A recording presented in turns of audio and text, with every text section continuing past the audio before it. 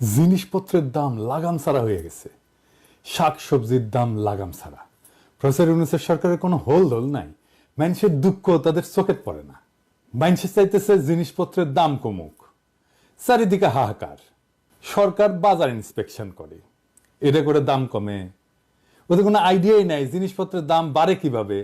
আজকে আলাপ কিভাবে সবজির দাম নাগালের মধ্যে আনা যায়।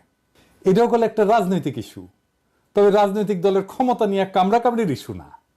এই আলাপের পরে বুঝবেন আমাদের রাষ্ট্র যারা চালায় তারা কতটা অপদার্থ, কতটা বুদ্ধিহীন, কতটা কর্মবিমুখ।